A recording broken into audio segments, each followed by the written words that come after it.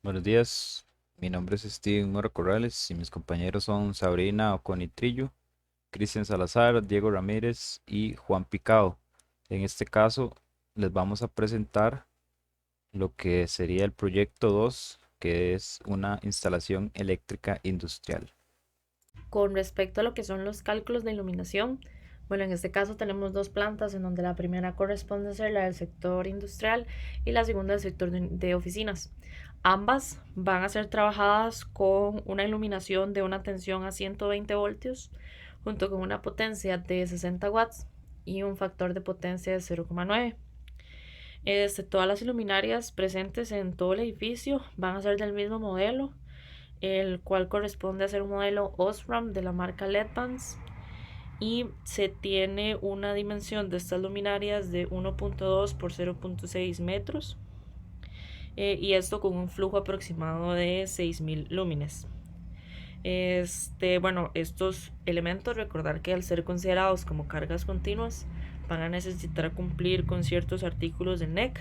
En este caso, por ejemplo, lo que es el 210.19, inciso 1A.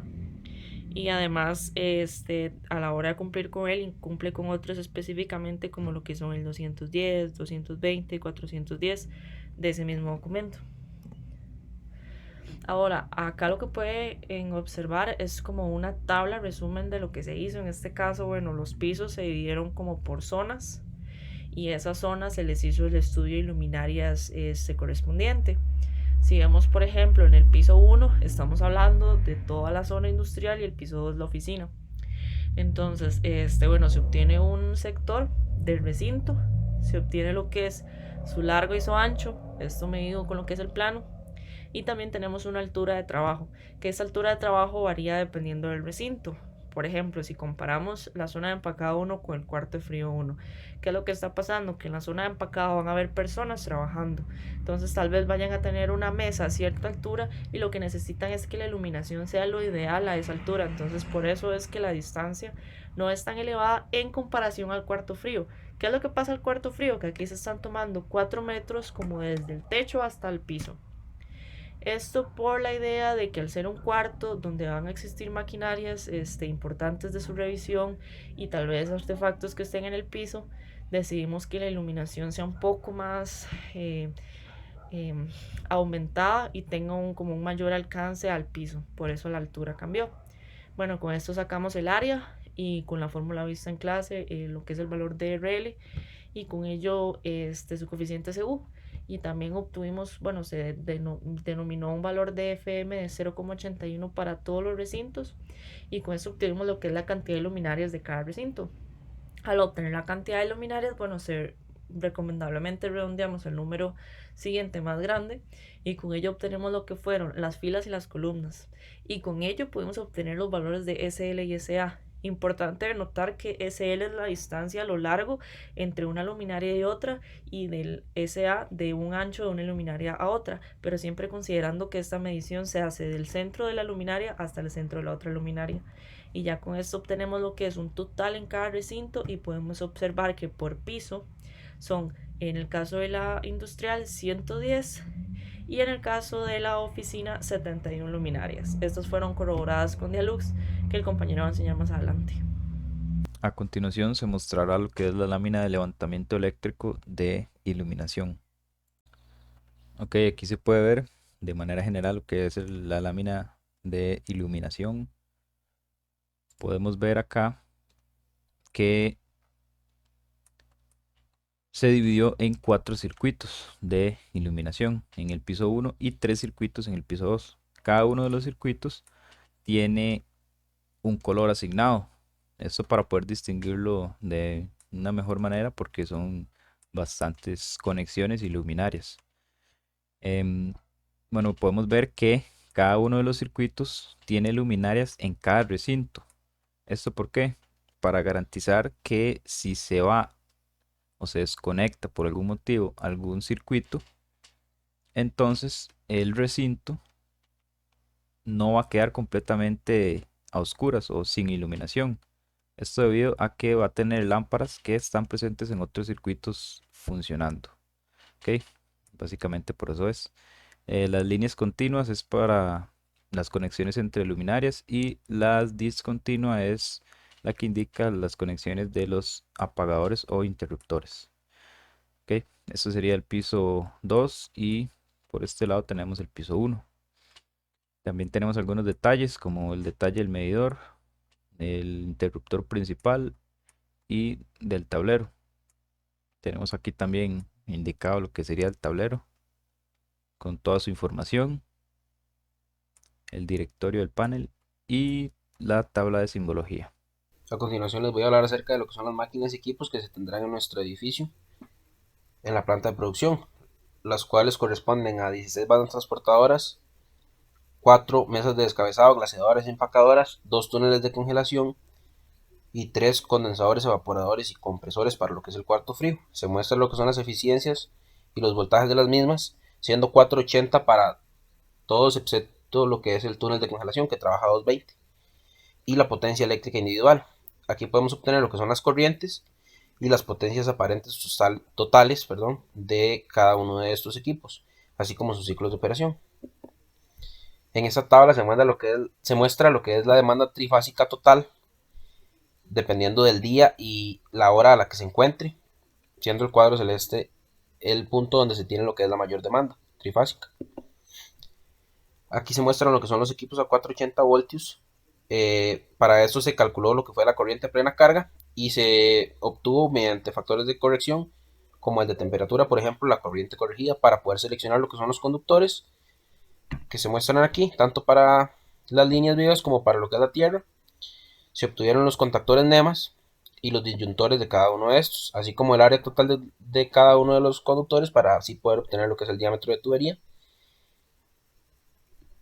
Y posterior a eso se verificó mediante lo que es el porcentaje de caída de tensión, que se consideró lo que es la distancia y lo que es la impedancia de cada uno de estos, obteniendo valores por debajo del 3% en todos los casos.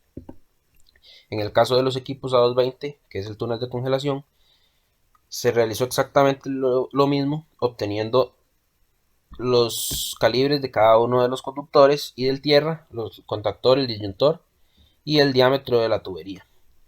También con la distancia y la impedancia se obtuvo lo que es la caída de obtención, que es menor al 3%, lo cual cumple con lo que es el NEC del 2014. En el caso de los receptáculos, para el piso 1 quedó a criterio de los diseñadores, en este caso nosotros, lo que son la cantidad y ubicación de cada uno de los tomacorrientes. Y en el piso 2 se hizo uso del artículo 220.14 del NEC, el cual indica que para edificios de bancos y oficinas con un área de piso se tiene un factor de multiplicación de 11. Este lo que nos indica es la carga en voltiamperios de un circuito de 20 amperios. Teniendo lo que es la carga de receptáculos de uso general, se hace una división entre estos y se obtiene lo que es la cantidad mínima de circuitos que se debe tener para los receptáculos de uso general. En esta tabla se muestra lo que son las cantidades de cada una de las salidas. También se dejaron lo que fueron circuitos de uso especial como microondas o secamanos en los baños, y se obtiene lo que es la potencia total, y con el voltaje, que es en este caso para todos a 120 voltios, se obtiene lo que es la corriente de cada uno de estos. Con estos valores de corriente y potencia se pudieron obtener lo que fueron los calibres de fase, neutro y tierra, así como los disyuntores o breakers y el ducto EMT que se va a utilizar.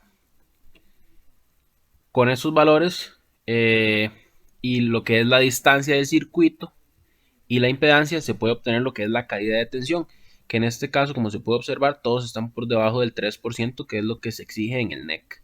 A continuación se mostrará lo que es la lámina de levantamiento eléctrico de los receptáculos de la industria. Ok, aquí tenemos lo que sería la lámina de receptáculos. Podemos ver lo que sería el piso 1 y el piso 2. Cada salida está perfectamente asignada a su espacio del tablero, con un código, el código del tablero y el espacio que va a ocupar. O si es trifásico, ocupa más espacios, ahí estarían indicados también. Acá estaría todas las salidas de la parte del piso 1 y las del piso 2. También tenemos algunos detalles este detalle del tomacorriente trifásico, este tomacorriente polarizado y detalle de conexión a tierra en cajas de paso. También tenemos de nuevo lo que es el directorio del panel con toda su información y la tabla de simbología.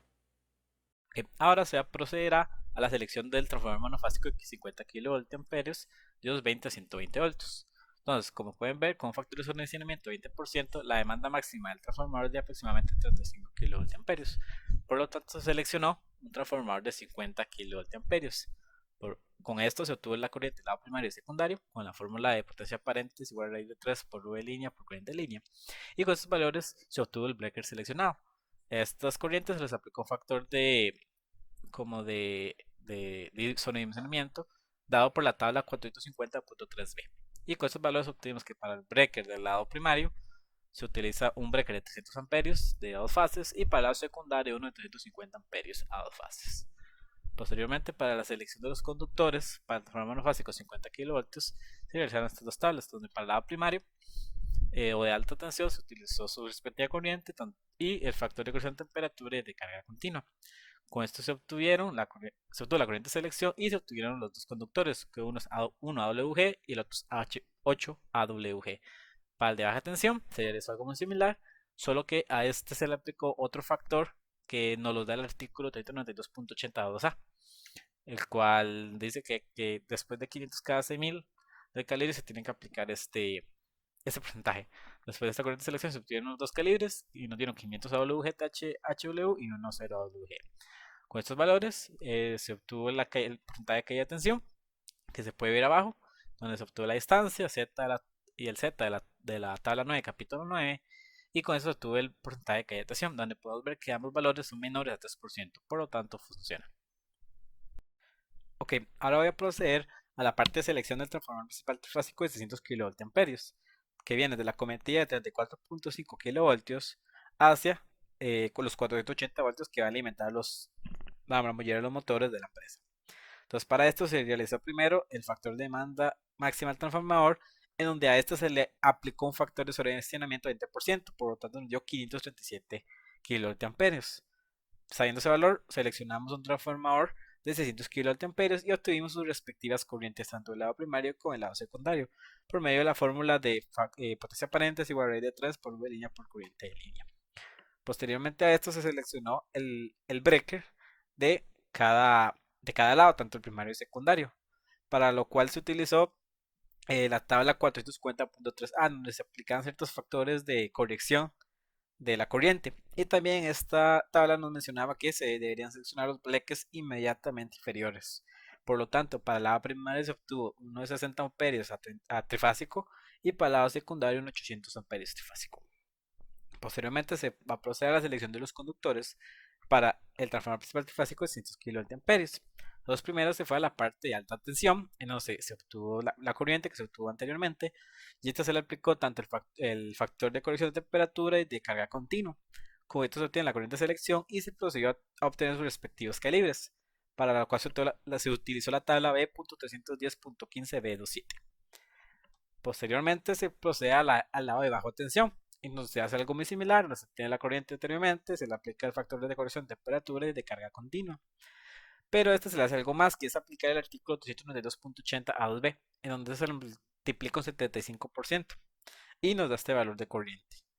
Y con esto se puede seleccionar los conductores tanto de línea y tierra.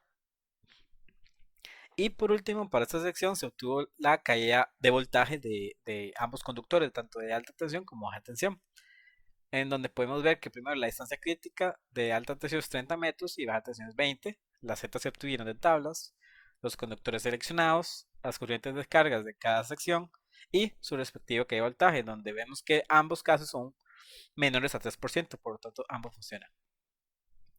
Posteriormente vamos con el transformador secundario trifásico de 100 kVA de 480 a 220 voltios. Entonces se hace algo muy similar, se obtiene primero la demanda máxima con el factor de sobredimensionamiento, que son 66 kVA, por lo tanto se selecciona un transformador de 100 kVA y se obtiene sus respectivas corrientes de lado primario y secundario.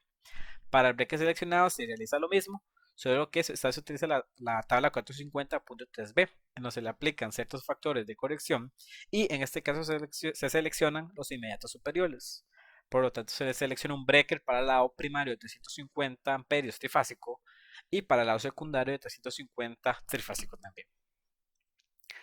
Posteriormente se procede a la selección de conductores para el transformador secundario trifásico de 100 kVA. Entonces, para el lado de alta tensión se realiza el mismo procedimiento de que se mostró anteriormente, de donde se obtiene la corriente del lado primario, factor de temperatura, el de carga continua y se obtiene su respectiva corriente de selección. Con esta corriente de selección se obtiene su conductor seleccionado, que nos dio 2WG, y el conductor de tierra. Posteriormente, para la baja tensión es también muy similar, donde se le aplica la corriente de secundario, el factor de temperatura, carga continua y el artículo 232.82b, donde se le multiplica 75%. Y con esto obtenemos la corriente de selección de 610.71 amperios. Con esto obtienen los conductores y sabiendo ya los conductores se puede obtener lo de caída de tensión, en donde vemos que para alta tensión de 10 metros y baja tensión de 20 metros, Z de tablas, los conductores respectivos, la corriente de carga mostrada anteriormente y las caídas de tensiones, ambas menores a 3%, por lo tanto funciona. Por último, se realizó el balanceo de los tableros trifásicos de 480 voltios, en donde se puede ver todas las máquinas y en donde se calculó su potencia total de cada fase, entonces fase A, fase B, fase C y fase y neutro, perdón, en donde vemos que en los tres casos la potencia total sería de 358.000.